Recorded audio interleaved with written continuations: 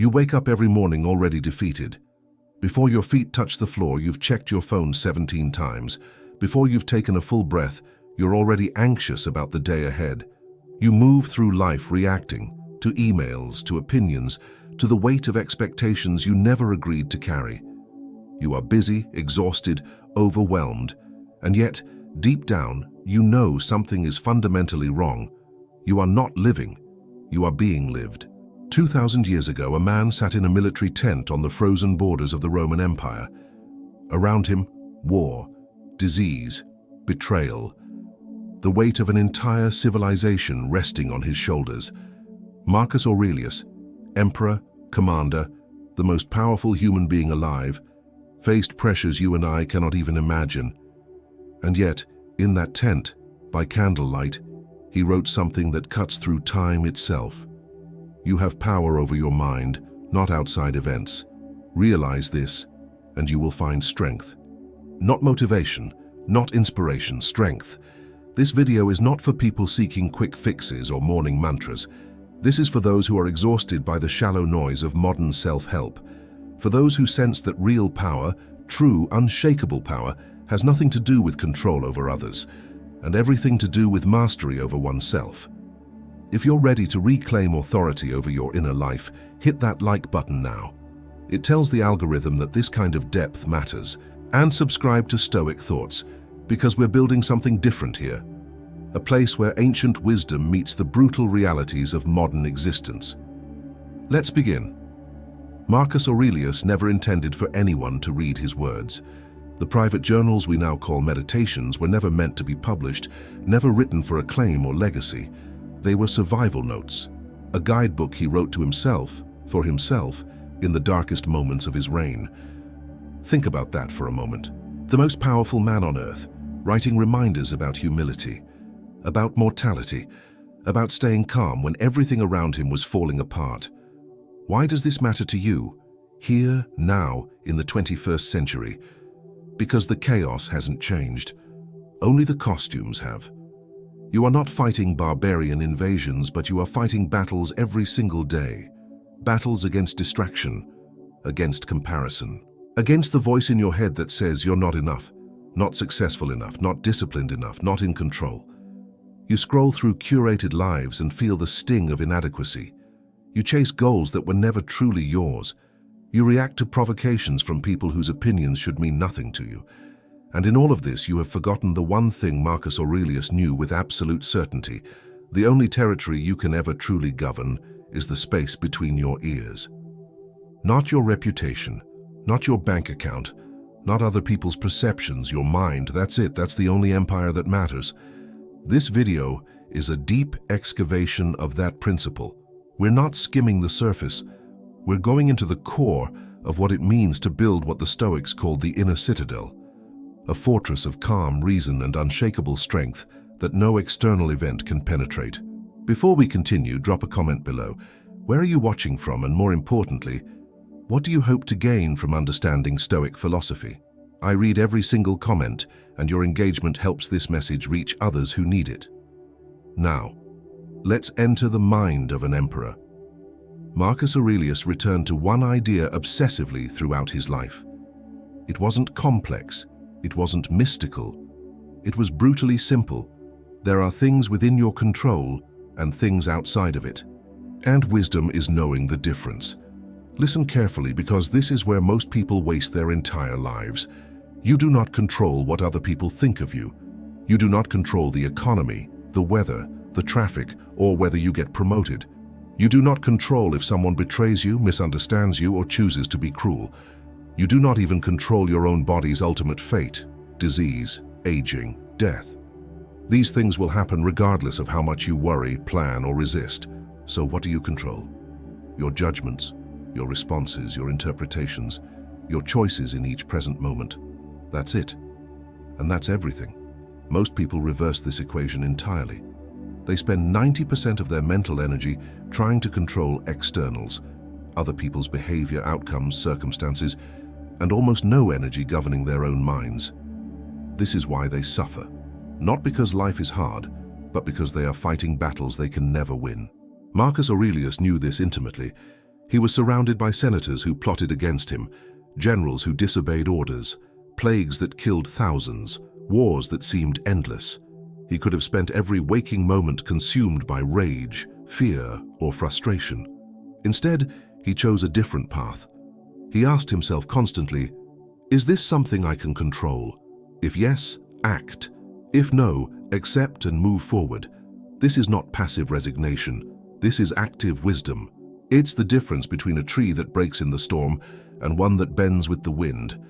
Both face the same conditions, only one survives. Here's the uncomfortable truth. Most of your suffering is self-inflicted. Not because bad things don't happen to you, they do. But because of what you add to those events in your mind. Someone insults you. That's the event.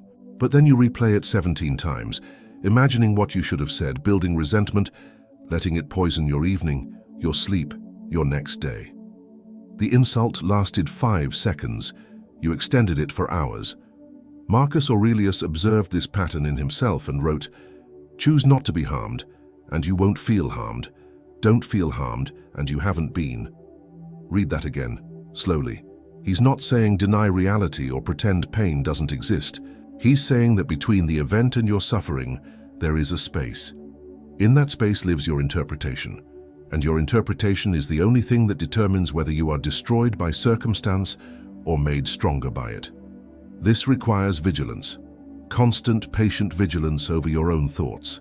When someone criticizes you, notice your immediate reaction. Is it defensiveness, anger, the urge to retaliate? These are not facts, they are habits, and habits can be changed. The Stoic practice is simple but demanding. Pause. Observe the thought.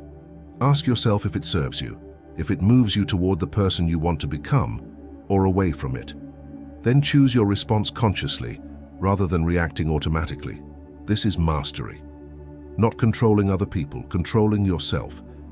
You believe on some level that you have time, that there will always be another opportunity, another conversation, another chance to become who you want to be. Marcus Aurelius lived with death beside him every day. Not morbidly, but truthfully. He wrote, "You could leave life right now. Let that determine what you do and say and think."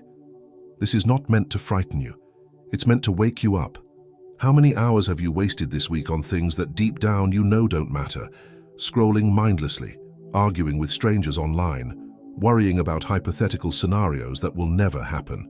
Postponing the work that actually aligns with your values because you're not ready yet. Time is the one resource you cannot replenish, and you are spending it as if it's infinite.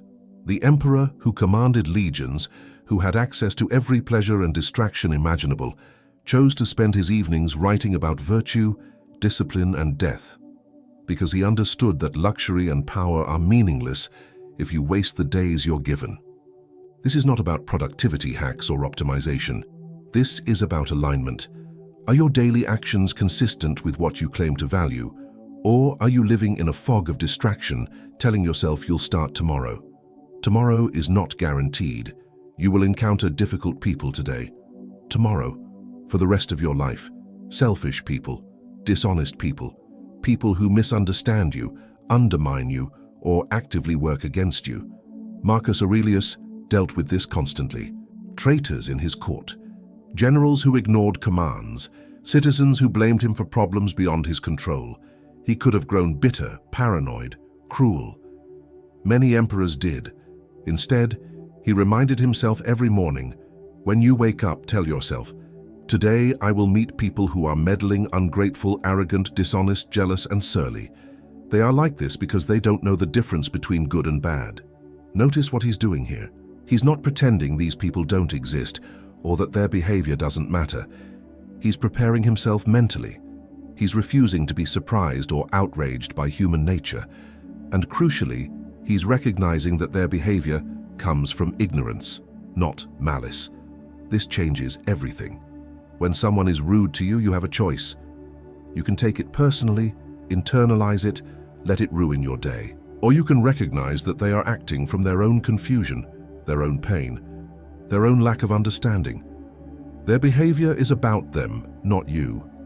This doesn't mean you become a doormat. It means you stop giving other people power over your emotional state. You respond when necessary with clarity and firmness, but you don't carry their chaos into your inner world. Your mind is your sanctuary. Guard it accordingly. Here's a Stoic exercise that sounds dark but is profoundly liberating. Regularly imagine losing the things you value most: your health, your relationships, your possessions, your reputation. Not to be pessimistic, but to recognize their impermanence, to stop taking them for granted, to appreciate them fully while they're here. Marcus Aurelius practiced this constantly. He would remind himself that the people he loved would die, that his position could be taken from him, that everything he built could crumble. Why? Because clinging to permanence creates suffering. When you expect things to last forever, you are setting yourself up for devastation when they inevitably change. But when you acknowledge impermanence, something shifts. You stop living in entitlement and start living in gratitude. Every conversation with someone you love becomes precious. Every healthy day becomes a gift. Every moment of peace becomes something to savor rather than overlook. This is not pessimism. This is realism. And realism creates resilience. Quick pause here. If this video is shifting something in your thinking, show it by hitting that like button. And subscribe to Stoic Thoughts if you haven't already. Drop a comment right now. Which teaching so far has hit you hardest? I want to know. Events are neutral. Your perception makes them good or bad.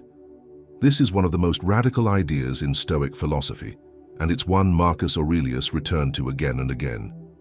Rain is not bad. It's only bad if you wanted sunshine. Traffic is not bad. It's only bad if you're attached to arriving at a specific time. Criticism is not bad. It's only bad if you need everyone's approval to feel worthwhile. The event simply is. Your judgment creates the suffering. This means you have far more power than you realize. You can't control what happens, but you can control how you frame it. You can choose to see obstacles as opportunities for growth, setbacks as lessons, difficulties as tests of your character. Marcus Aurelius faced unimaginable challenges, plagues, wars, personal losses, and yet he wrote, "The impediment to action advances action. What stands in the way becomes the way." He didn't wait for easy circumstances. He used difficult circumstances to become stronger, wiser, more resilient. The obstacle was not the problem. The obstacle was the training ground. You can do the same, right now. With whatever challenge you're facing, stop asking, "Why is this happening to me?" Start asking, what can this teach me? How can I grow through this? This shift in perception changes everything. For Marcus Aurelius, living in accordance with nature meant accepting your role in the larger order of things, not fighting against the fundamental structure of reality, not demanding that life conform to your preferences. You are a small part of a vast, interconnected whole. You will age. You will face loss. You will experience pain. These are not punishments. They are features of existence. The question is not whether you will face difficulty. The question is how you will meet it, with bitterness and resistance, or with acceptance and courage. The emperor understood that he was not exempt from the laws of nature simply because of his power. He would die just like everyone else. His empire would eventually fall. Nothing was permanent except change itself. And in that recognition, he found peace. Because when you stop demanding that reality be different than it is, you free yourself from constant disappointment. You can focus your energy on what actually matters, acting with virtue, integrity, and wisdom in whatever circumstances you find yourself. This is freedom, not freedom from consequences, but freedom from the tyranny of your own expectations. So where does this leave you? You're still facing the same world you woke up to this morning, the same challenges, the same difficult people, the same uncertainties. Nothing external has changed, but if you've truly listened, something internal has shifted. You now understand that the battlefield is not out there.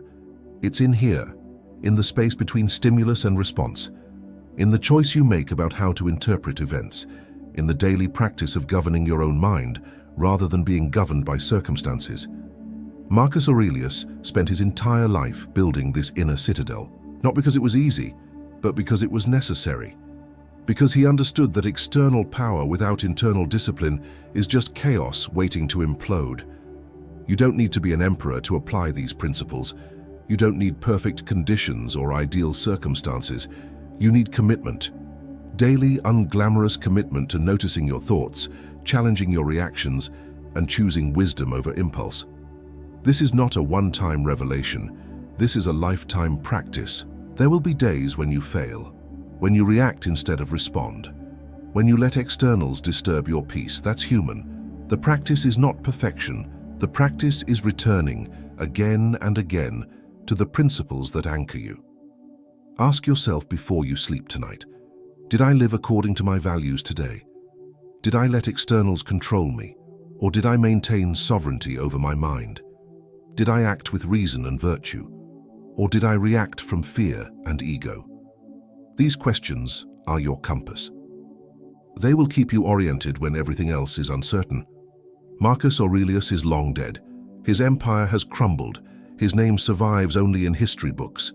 But his wisdom, the simple, profound understanding that you control your inner world and nothing else, remains as relevant today as it was 2 millennia ago. Because human nature hasn't changed. We still struggle with the same fears, the same desires, the same tendency to let externals dictate our peace. The difference is whether we recognize this pattern and do something about it. If this video has given you something valuable, a new perspective, a moment of clarity, a reminder of what truly matters, show it by hitting that like button right now. It helps this message reach others who need it, who are searching for something deeper than surface-level motivation. Subscribe to Stoic Thoughts.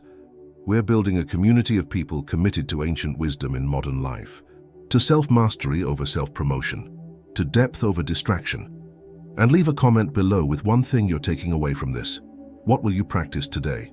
Where will you start building your inner citadel? I read every comment, and your reflections help shape future content.